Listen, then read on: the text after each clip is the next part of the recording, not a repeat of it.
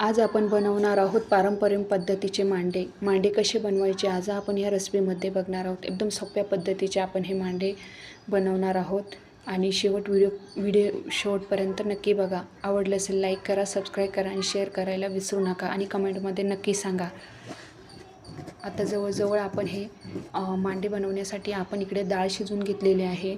इकडे मी डाळ घेतलेली आहे, त्यात गूळ टाकून आपण ही डाळ शिजवून घेतलेली आहे. आता ही डाळ आपण चाळणीने गाळून घेणार आहोत. सोबत मी एक छोटासा ग्लास घेतलेला आहे. पुरणाच्या चाळणीवर मी डाळ टाकलेली आहे आणि हळूहळू घसरून घेणार आहे. इकडे मी पीठ मळून घेतलेलं आहे. एक पोळी लाटून घेतलेली आहे. त्यानंतर दुसरी पण घेतलेली आहे. दुसरी पोळीला पण लाटून घ्यायचं आहे आणि आपल्याला ही पोळी व्यवस्थित दोन्ही एकसारख्या व्यवस्थित लाटून घ्यायच्या आहे. तर ह्या दोन्ही पण चेक करून बघायच्या आहे. एकसारख्या आपण लाटून घेतलेल्या आहे. त्यावर आपण जो पुरण बारीक केलेलं होतं ते व्यवस्थित भरून घ्यायचं आहे. याला आपण साईडला कडांनी सुद्धा व्यवस्थित पुरण भरून घ्यायचं आहे. जितकं जास्त पुरण भरलं तेवढी भारी पुरणपोळी आपली येते. इकडे मी आता व्यवस्थित पुरण भरून घेतलेलं आहे. वरून जी लाटलेली आहे तिला आपण गोल गोल साईडनी चांगलं दाबून घ्यायचं आहे. कुठे पण ती अशी ओपन नाही राहिली पाहिजे, नाहीतर पुरण सर्व बाहेर येऊ शकतं. त्यानंतर आपण कडाकडानीच लाटणं फिरवायचं आहे. आतमध्ये डायरेक्ट लाटणं फिरवायचं नाही आहे.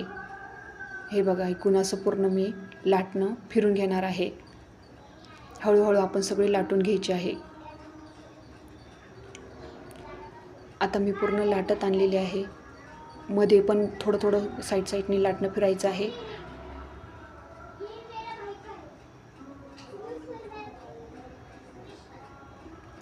आता बघा आपली पोळी मोठी होत चाललेली आहे. तर आपल्याला ही हातावर घ्यायची आहे. आता मी पूर्णपणे लाटणं फिरून घेतलेलं आहे. आता हातावर घ्यायची आहे.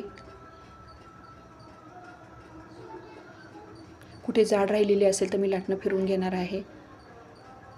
हातावर घ्यायचं आहे, दोन्ही हातावर, आणि हळूहळू त्याला असं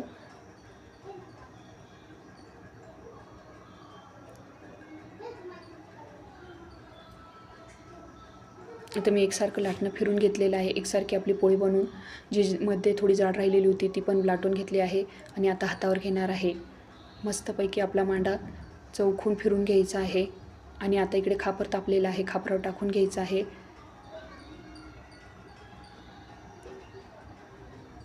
आणि याला व्यवस्थित भाजू द्यायचं आहे. आता हा भाजत आलेला याला उलटं करून घ्यायचं आहे.